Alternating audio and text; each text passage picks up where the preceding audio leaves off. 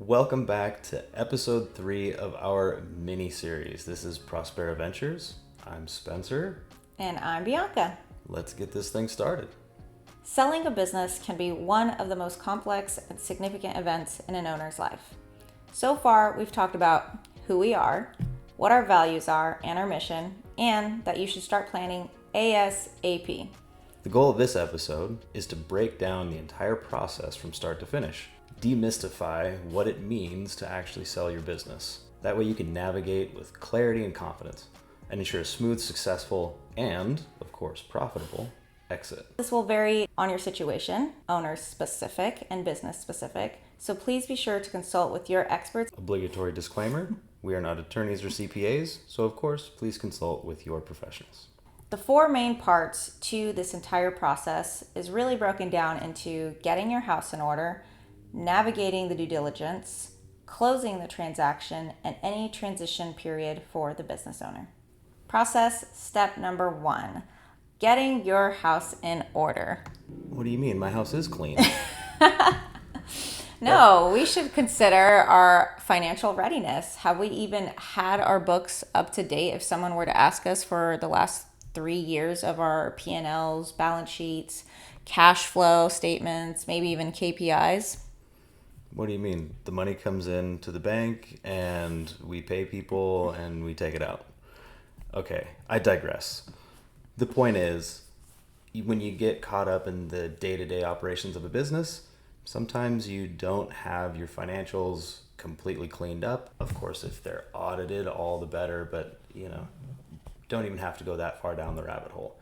Just make sure that you have exactly what Bianca just said, ready to share with somebody. All of the numbers in the balance sheet match your bank accounts and the assets that you have, the profit and loss statements. Make sure that those are up to date and make sense to you, so they'll make sense to somebody else. Wait. Cash flow statements. Do you want my tax documents too? Of course I do.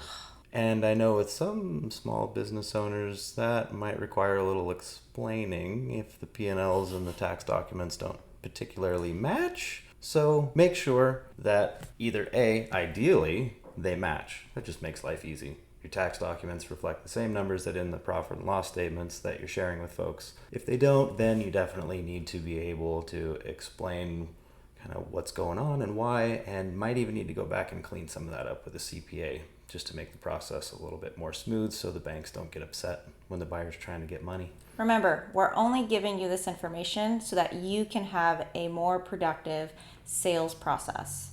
The other thing you're going to want is documents, a data room. That's what we're talking about next, right? You got to have somewhere to put those financials. And you need to be able to show everything else. You need to be able to show all the documents that go with your business, not just the financials. And don't worry, a data room is not as complex or scary as it sounds. It's just a cloud folder, just like a folder that you work with on your, depending on which generation you are, on your hard drive or on Google Cloud or OneDrive. There's also specialized platforms like Deal Room that you can utilize, but it's really just a secure folder that you put all these documents in, preferably in nice little subfolders that are organized by the different types of documents that you're going to be sharing. Financial, operational, KPIs, etc. That way it makes it super easy for other people to kind of understand what it is they're looking at when you share it with them. And it's really a very easy, seamless process. What kind of documents are people going to put in there? Give them some tangible examples. Yes. There's everything business related. I like to see SOPs. Standard operating procedures is a really big one. So if you have any of them written down throughout any of your departments, depending on how big your business is, any SOP, throw it in there. Have a financial folder where just your P&Ls, tax documents are. If you're big enough to have human resources, or let's say just a few employees, and there's a handbook, there are hours, there are retirement plans. You want to have all of these put together in one. And I mean, honestly, it kind of just depends on the industry. Sometimes you can be as difficult as technology and have IP specific documents, and you can go all the way to construction, and maybe you have a lot of 1099 contractors, or you have a lot of equipment and having a breakdown of the equipment, the hours, maintenance documents, and really just have a detailed list that makes it very easy for someone to go in and really understand what is going on in your business. And I would note that contracts with customers in particular, but also with your vendors and with your landlord, if you don't own the property that you operate out of, any kind of legal contract, but in particular with your customers, that just helps add value to your business. Make sure you add those in there too. What's next? Step 2, let's navigate the due diligence through a deep dive. All right. Well, first of all, what exactly is due diligence? Due diligence is when the buyer now has an opportunity to verify everything within your data room. So they will be verifying that you do have standard operating procedures, that you do have financial documents and tax documents, that your contracts are up to date or have been going through a renegotiation. They're really getting their assessment of your business and that they really want to proceed in finding the financial resources to buy that business for you. And maybe even most importantly, it gives them the opportunity to make their own assessment of your business. I know as business owners, it's our baby. So, we think the world of it and probably think it's worth a lot more than maybe some others do. Giving them the opportunity, giving any interested party the opportunity just to take a look at the facts and make their own assessment, ask follow-up questions, and try to create a clear picture in their mind with the context that they're coming from in terms of what their ideas are and plans are for the future with that business is really important, because their plans for your company aren't necessarily the same as what yours have been. So giving them the resources just to take a peek under the covers, see what's going on. And it's a really good time for them to see the other benchmarks, right? They probably have seen some other businesses within the same region or the same industry, maybe of varying size, but there is usually a benchmark because your company is probably not the only company doing what it's doing, right? And so there might be a benchmark of margin, there might be a benchmark of what the customer contracts look like. And so they get a chance to really deep dive and see, well, where are you holding up within the benchmark, right? Am I buying a really good business, or am I going to have to come in and really work to make those turnaround improvements so that I am hitting benchmark within the industry? 100%. What you should expect and kind of what is your role? First of all, you should expect a period of pretty intense scrutiny and a lot of information requests. Now, of course, the better your data room is, i.e., the more organized it is and the better populated it is with all of the information somebody could really want to look at, the less requests you're going to get. But it is still going to be a pretty intense period of scrutiny, so just be ready for it. What's their role in it? What's their responsibility to make sure that happens? Well, really, as a business owner, is to support the process. You're essentially handing your business over to somebody else. So being supportive, being helpful, answering questions as far as you understand the way that business has been run is going to be very important. I would love to highlight that there are going to be really 3 main focus areas that the due diligence period is going to include. So they're definitely going to dive into your financials. They're going to dive into your legal standing, and they're going to look at your operations. And they may be very different people or groups of people that dive into these things. So being able to have that data room, like Spencer said, ready to go to give to the appropriate person or group of people that need to dive into those is super helpful. It may even be helpful to have a point person for each one, right? If they're diving into your finances, maybe you have a CPA that you work with that can handle all of their requests so that you as the owner do not get bogged down. So just be supportive, be helpful, understand that it's going to be a bit of a tiring process for everybody, but hopefully in the end, everyone is happy about their decision. Absolutely.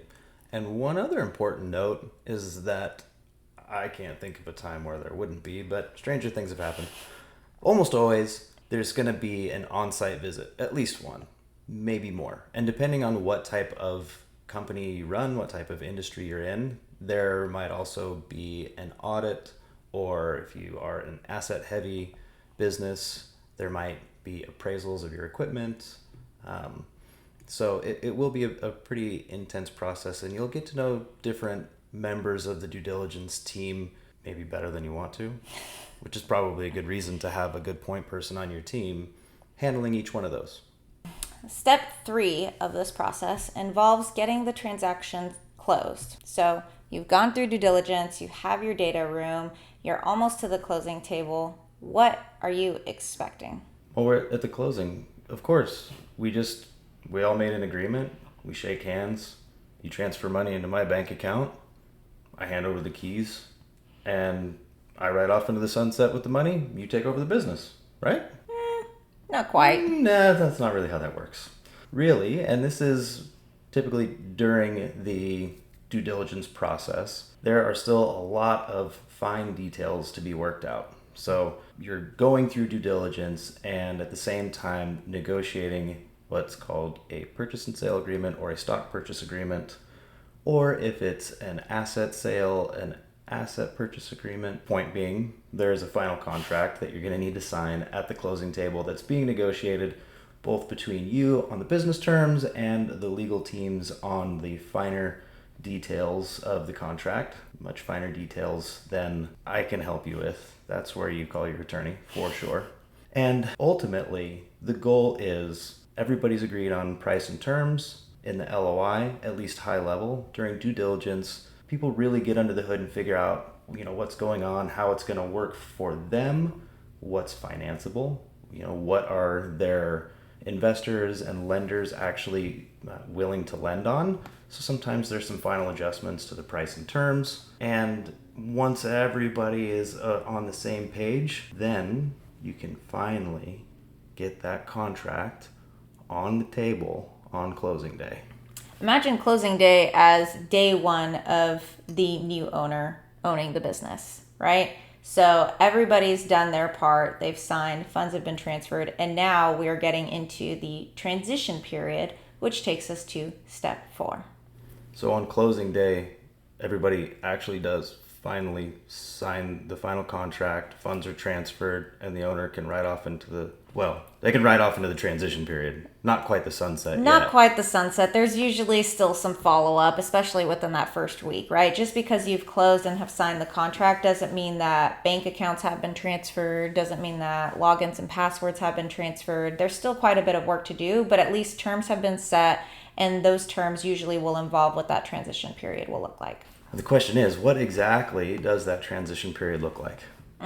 Of course, that is going to vary considerably on the business and the exact terms of the agreement and you as the owner, your desire to stay involved or not, the buyer's desire to keep you involved, right?